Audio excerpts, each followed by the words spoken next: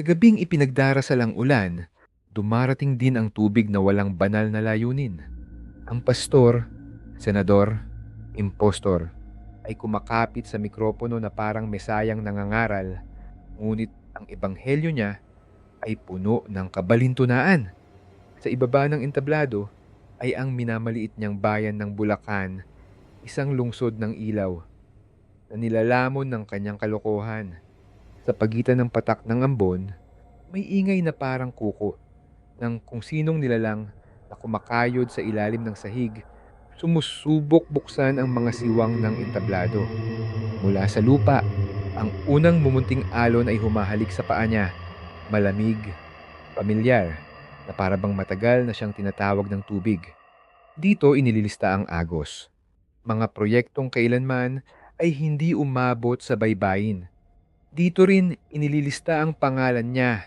Senador, anak ng ebanghelyo, kilalang testdaman, ngunit ayon sa mga district engineer, kasama sa agos ng porsyento. Ang larawan nila sa social media, masasayang imahe ng formalidad, mga litrato mula sa mga araw bago bumuhos ang matinding baha. Ngunit mula sa likod ng kanilang mga ngiti, may mga aninong nakalubog hanggang dibdib, kumakaway na parang humihingi ng hustisya. Sa gilid ng larawan, may bahid ng putik na hindi matanggal ng flash. At habang tumititig siya, gumagalaw ang putik na bunganga ng isang ilog. Ayon sa testigong si Engineer Alcantara, ang agos ay may sukat, 25 hanggang 30%. May ruta, may rest house sa Barangay Igulot, Bukawe. May bigat ang pera kapag nakalagay sa sako at naiaabot sa mga tauhan. Ang bilang ay parang kalansay. Hindi mo man gustong tingnan, ito ay nakatayo pa rin. Sa bawat numerong binibigkas, may katumbas na yabag ng mga paang basa sa sahig ng bulwagan. At ang sobre, humihinga na tila may isdang nakakulong, kumakabog, gustong makawala pabalik sa ilog ng kanyang pinanggalingan. Hindi kayang bilhin ng salapi ang ating prinsipyo na paglingkuran ang Diyos at ang ating bayan. Sigaw niya, kaya kong tignan ang bawat isa sa inyo. Mata sa mata, wala tayong flood control. Hindi tayo sangkot sa katiwalian. Na para bang gumaan ang loob ng karamihan, parang binudburan ng asin ng ulap. Na para bang may naniniwala sa kanya. Sa dulo ng entablado, may batang aninong kumakaway. Ang dila ng tubig ay gumagapang sa kalsada ng luneta. At mula sa gilid ng loudspeaker, may boses na hindi galing sa tao. Umusal ng, "Huwag mo kaming lunurin sa iyong pag-ibig sa pera." Ngunit kapag ibinuka ng wika ang langit, may bumubukas ding pinto sa lupa. Ang mga nakaligtas sa baha, ngunit nalulunod sa kalunos-lunos na tiwaling budget. Ang mga proyektong multo, ang mga aspalto na di nagtuo sa ulan. Hindi po ba ito set up? Tanong niya. At ang tanong ay sumagot ng sarili nitong anino. Imagine, ako ang unang nag-expose, tapos ako ang mastermind. Absurd!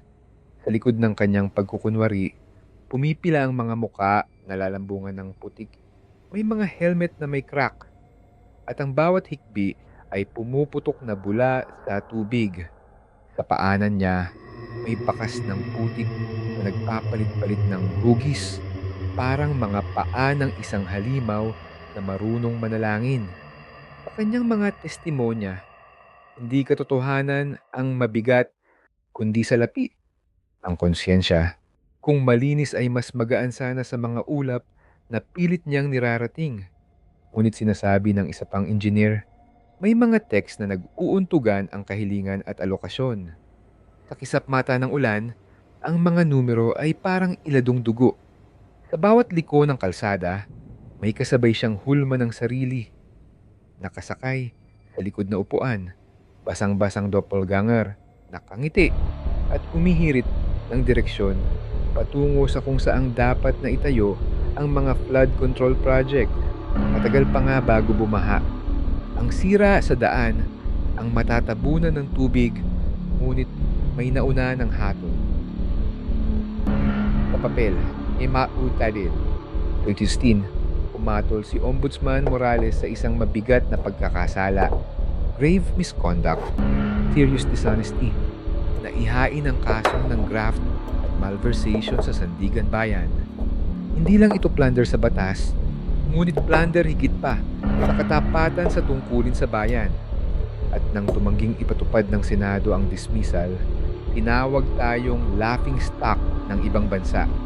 Sa oras na yon, may kumaluskos sa ilalim ng filing cabinet, tila mga talulot ng resibong basa, at ang selyo sa papel ay tumutunog na parang martilyo ng mangingisda sa bangkang lumulubog.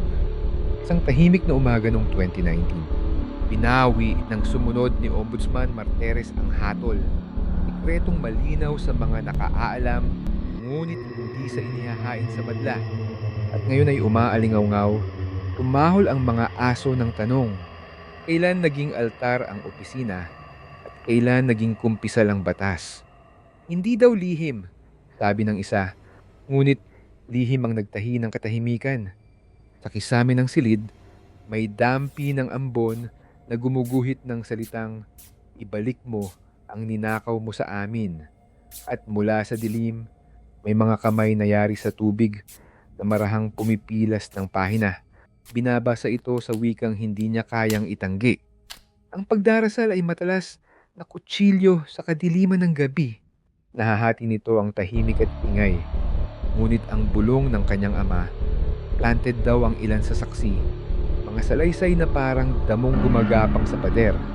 Masinsin, masunurin, masigasig na tumatakip sa lamat. Sa ilalim ng kanyang mga palad, kumakabog ang balat niya na parang drum ng ulan. At sa mapa sa dingding, gumagalaw ang mga pin, lumulundag mula sa ilog hanggang sa estero. Parang mga mata ng mga halimaw sa tubig na nagmamasid sa kanyang bawat dasal. Ang katotohanan ang magpapalaya sa akin. Wika ng pastor, senador, impostor.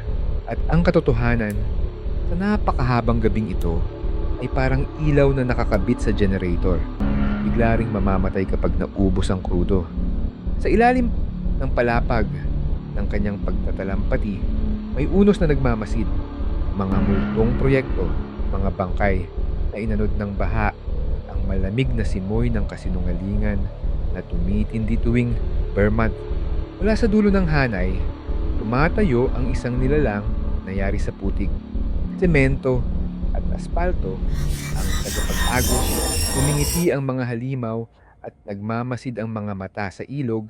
Dahan-dahan silang lumalapit, dinadala ang amoy ng bakal, langis, dasal, at paniningil. At nagiging sermon ang pagkalunod. Ang mga ghost project ay nagiging ghost audience. Ang dagat ng hindi kami sangkot ay biglang nag-apoy. Sa entablado, papitlag-pitlag ang anino niya, parang crossfade ng anghel at accountant. Bawat amin ay bula, bawat palakpak ay hampas ng alon. At sa pagitan ng apoy at tubig, ang mga mukha ng tagapakinig ay nalulusaw sa bigat ng kanyang mga kasinungalingan. May chat na reklamo sa maliit na alokasyon, hindi raw sapat ang ilalagay sa pampang. Ngunit ang katotohanan sa labas ng minanipulang mga dokumento, sapat ang bagyo. Ngunit ang mga politiko, sa lohika ng bangketa, kapag kulang ang hollow block, lumulusot ang tubig. Kapag sumobra ang tubig sa flood wall, may luhang maniningil. At sa teksto sa dingding, parang may basang daliri na naguguhit ng bagong taludtod. Ang kulang sa pondo, nagiging sobra sa multo. Ang batas ay salamin. Ang budhi ang ilaw. Sa salamin, malinaw ang marka. Hindi na plunder ang nakasaad sa papeles, ngunit ang pangungulimbat sa dila ng dokumento.